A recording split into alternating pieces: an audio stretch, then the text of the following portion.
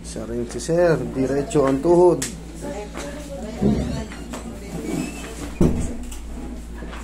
Ano nangyari sa sir? Nung Tuesday kasi, habang pa-uwi ako galing sa trabaho, nakatulog ako, tapos parang naipitan ako agad. Nasa office ako, inilot-ilot ko. Ay, gagaya na nangyari sa ito, Roy. Tumaas yung uric. Pagtaas ng uric, hinilot mo. Sabi ko sa inyo eh. Wala nangyari sa'yo, di ba? Nasa office ka lang, hindi ka natapilok. Hindi po. Kita mo? Yan yung mga ganyan sa kinain natin, idol. Maaring, kumbaga, siyempre hindi naman tayo kagad malapit. May nararamdaman tayo, oy, test mo nga ako. Hindi naman kagad gano'n eh. Blood chem mo nga, blood chem mo nga ako. Siyempre, kailangan pa rin mag-fasting ano ka eh. Hindi ka muna kain. Ngayon, nasa opisina ka lang. Nakatulog ka. Tapos, ano nangyari? Yung nga po, tapos parang naipitan ako agad. Tapos nung... Sa tulog ka lang ha? Tulog. Opo, kasi mahilig ko yung magsiksik ng paa eh, yung pag natutulog. Tapos pag uwi ko nun, hindi ko na mailapat. Kaya kinabukasan, pinahilot ko. Oo. Lalong sumakit. Pagkahilot ko, medyo gumina ako eh. Nung gabi, may laro kasi kami na sa Sabado dapat. Sabi ko para, umukay, babad ko nga sa yelo. Binabad ko. Ngayon, tuwid ang paa mo. Parang sakit na, hindi ko na magalaw. Parang hindi ko na po magalaw dito. Kaya nga, tignan mo yung lakad ni sir. Hindi siya ordinaryo. Pag ano, no? Talagang walang tupi. Sakit masyado. Parang hindi ko na makakagaya dito pag tumakot. Sige, lakad ko ulit. Tignan mo yung lakad ni sir. Oo. Pero pag tipis kong gano'n, ang sakit. Sobrang sakit. Ganun, no?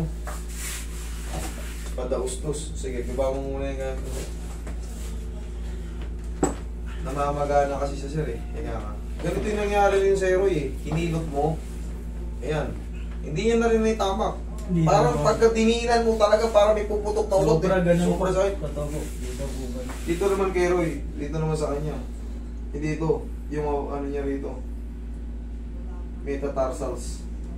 Tinata ko na gano'n. Sumingaw eh. Sa'yo naman dito. Oo. Yan yung masakit niya yun. Ito matindi. Natulog lang. Di ba? Kumbaga wala siyang activity. Ano? Pero pagkagising niya, sakit na. Pagka ganyan, may naipit, hatakin nyo, pahatak nyo. Pagka ganitong edad, kahit medyo lakasan nyo, walang problema yan. Lambutan mo lang. Yan. Huwag nyo agad ihilutin. Huwag nyo agad ihilutin pag alam nyo masakit. Mas maganda, i-round-round yung o patunugin nyo yung mga ano. Ganun-ganun nyo. Huwag yung pakahilot kasi yung naiipit na nerve, siyempre sakal nga siya eh, inilot mo. Di lalong mamamagalang. Kailangan yung pakawalan mo muna. Atakin nyo muna bago nyo hilutin. Pero kung hindi kayo marunong maghilot, o hindi kayo maghatak, manood kayo ng mga kagaya ko. Meron din ibang video, pero mas maganda kung sa video ko kayo manood. May mga example ako dyan. Kita nyo talaga, actual talaga na pasyente talaga, hindi yung kukuha ko ng talent. Hindi, pasyente talaga. Ano talaga, impromptu. Okay, relax lang kayo doon. Kumbaga, mapahiya na o mapahiya, pero kita nyo naman yung mga binig na upload natin dyan. Relax lang kayo dala. Huwag mo lalabanan na. Yan. Huwag mo lalabanan. Sige. Hindi naman masakit to, hindi to masakit. Sisingaw lang siya para ka lang may ground mamaya, tapos mga ilang segundo. Lambutan mo lang. Lambutan mo lang. Yan, lambutan mo lang. Huwag mo lalabanan. Ito parang ganyan, parang lupay-pay lang pa ako. Yan, parang lupay-pay lang pa ako. Kasi malalaman ko, kasi pag hinata ko to na matigas, dito mapupunta, dito sa muscle dito. Okay? Okay, lambutan mo lang. Thank you. Ngayon, parang gagano niya na idol. Parang may kikirot, pero ilang segundo lang yun. Naramdaman mo may na-adjust? Normal lang yun. Tapos, mamaya, may pain pa yan, pero kunti na lang. Bearable na, pwede mo lang. Hindi siya mapiperfect talagang ano. Pero pag natanggal yung pagkaipit doon, ba? May pain siya, pero kaya mo na gano'n. Hindi ka tulad kanina. Diretso yung Ako. Wala talaga nga, hindi mo maidiin talaga ng diretso. Hindi. Tsaka mo ngayon massage kasi tanggal yung pagkaipit.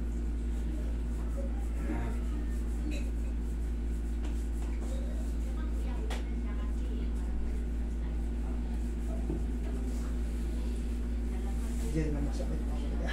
Yan. Oh, masakit din ba to? Sabi ko dito. Tsaka yung dito. Ito? Oo, yan. Tsaka nyo massage din pag nahatak na. Yan. Pero yung massage nyo, kailangan medyo ano lang, medium type lang, huwag yun ang pakadiin ng ganyan. Medium type lang palagi.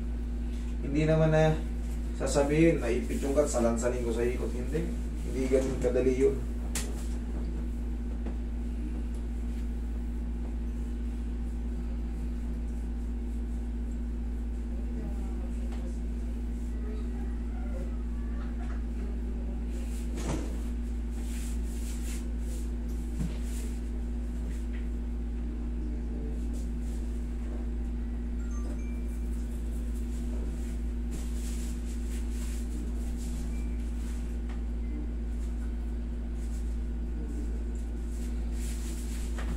Lambutan mo lang, idol ang lalabanan na. Okay, lambutan mo lang. Huwag mo labanan. Para maikot natin. Tingnan mo ka sa kabila. Pati. Ayan o. Ganyan. Ganyan lambutan mo lang. Hindi. Aawatin ko naman yan pag sobrang sakit eh. Oo. Kung masakit. Eh kung hindi naman masakit, aawatin ko naman yan pag alam ko na sasaktan ka. Pero kailangan kasi ito idol, may round. Kumbaga, makapa natin kung may sasabit. Kung wala na, eh, di mas maganda. Pero may sumasabit pa, aanin ko ba to? Pepektusan ko ba to? Okay naman. Masakit to eh. Masakit? Oo.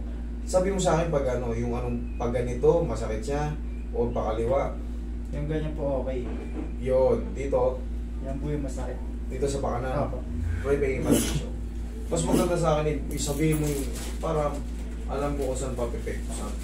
Kasi pag tinitigasan mo lang, wala kang imig dyan, masakit pala. Hindi natin kailangan sa iyo manggaling, master, masakit pagpakanan, masakit pagpakaliwa. Okay. Para makapa natin ang tuluyan. Okay, relax na. Isa pa. Kung labanan.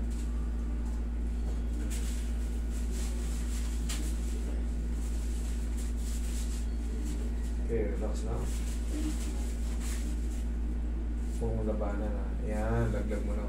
Isa pa. Huwag mo lang labanan. Malalaman ko kasi yan kasi tumitigas yung ganito mo. Yung nabitin ka eh.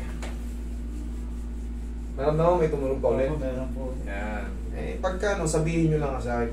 Walang problema yan kahit ulitin yung hatak. Walang problema yan. Sa mga sumusunod sa akin. Pagka alam nyo, hindi satisfied yung no, hatakan nyo ulit. Kasi minsan hindi kagad na perfect sa ano kasi hindi naman na-x-ray ng mata natin yun. No? Tingin pa konting power. Tingin yun, no? Asa na yung bandage dyan? Yun eh, ganun talaga. Tsaka yan nga, gaya ng, ay hindi naman yung una ko sinabi, may pain pa siya talaga. Kasi severe, parang severe itong matanawag kasi hindi ka nga makapurma eh. Pero, pag napahinga na siya, dire-diretso na yan.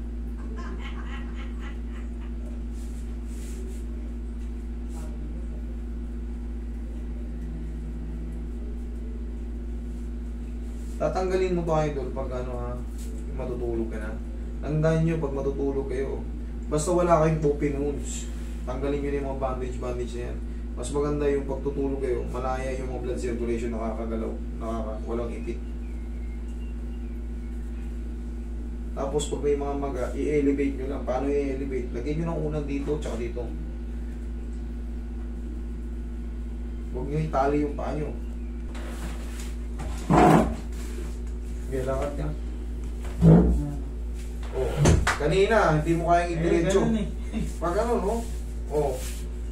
May pain pa siya pero ano na yan, manageable na yan. Okay? Sabi ko sa'yo. Thank you.